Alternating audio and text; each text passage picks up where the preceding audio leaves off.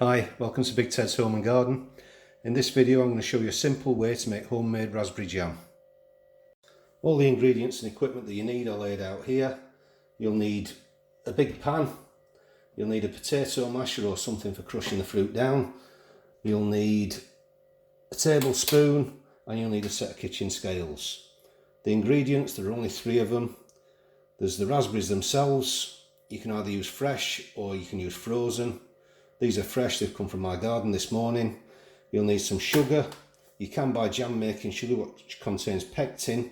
Personally, I don't use it, I just use normal granulated sugar. And some lemon juice.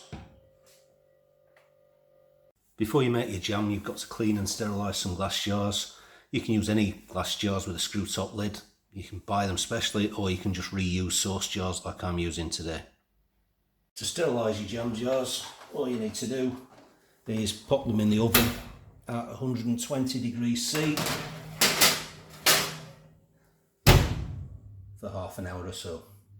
The finished sweetness of your jam will be dependent on how much sugar you use compared to the amount of raspberries. Personally, I go for a 400 grams of sugar with every 500 grams of raspberries. Other people, like my dad for example, use a 1-to-1 ratio. It's totally up to you, depends how sweet you like your jam. So first step is to pour the raspberries into the pot, and then I'm going to turn them on a low heat and crush them down a little bit with the potato masher.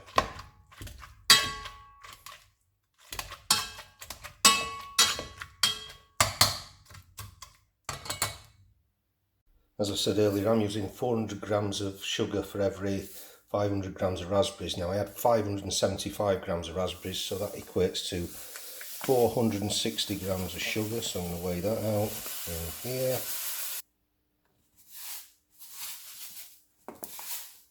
Once we've weighed out the sugar, we can then add it to the fruit and stir it in.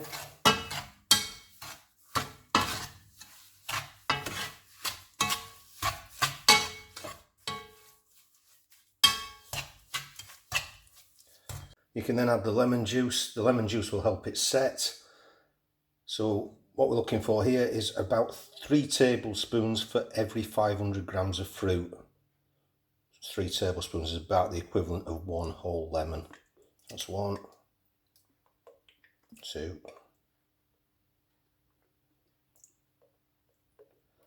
3, and I'll just add a little bit more because it was slightly over half a kilo.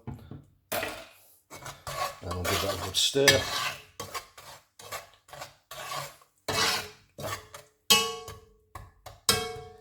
Okay, so then I'm going to let that warm up until it comes to the boil. It's a good idea to keep stirring occasionally while you're bringing the jam to the boil. It just prevents any sugar burning onto the bottom of the pan. Okay, you can see it's now just coming to the boil. So what I'm going to do is I'm going to turn the heat down a little bit and we're going to simmer it for 5 minutes. Once it's simmered for 5 minutes, we're going to take a small sample using the tablespoon and we're going to put it on a cold plate to see whether it sets or not. Now this saucer has been in the icebox of the fridge for about half an hour or so. So we'll give it a stir and then we'll take a sample and we'll put it onto the cold plate here.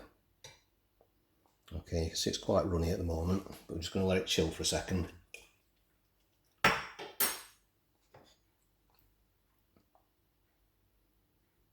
Okay, and then to test it, we're going to push up with a finger, and if it starts to form a skin, it's ready. Now you can see this one isn't at the moment.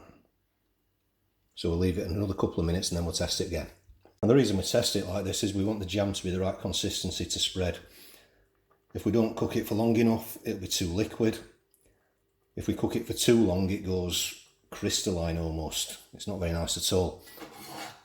So this is the best way I've found to test when you've got the right consistency. Obviously you can't test by just looking at the jam itself, because obviously when you turn the heat off it'll then cool down and become more viscous. Okay, so let's have a look at this.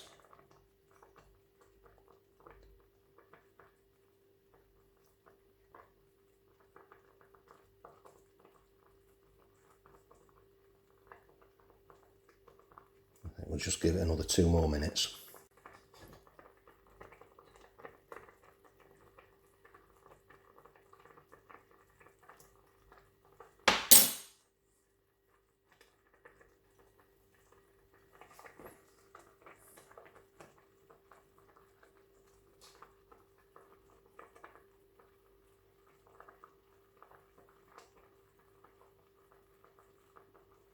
Okay, you can see it's now starting to stick to my finger. I think that's about ready. So if you look at the samples we have taken,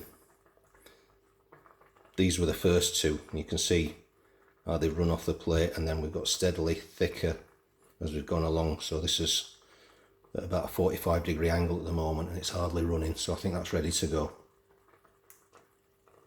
All we need to do now is take the jam off the heat and pot it up using the jam jars that we sterilised in the oven earlier. Just don't forget that you've just taken them out of the oven, they're going to be hot.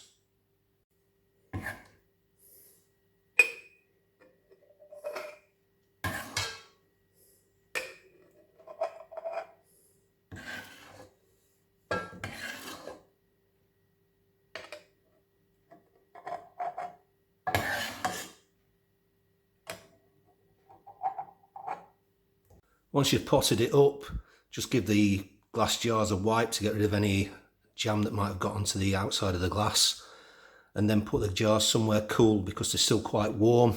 Don't pick them up like this, pick them up by the lid. Put them somewhere cool for about 8 hours or so, just to cool and set. So the whole thing's taken about half an hour, and you can see we've now got 2 jars of lovely fresh raspberry jam. So I hope you found this useful. If you have, please leave a thumbs up. If you've got any questions, leave a comment below, and please subscribe to Big Ted's Home and Garden. We'll see you soon.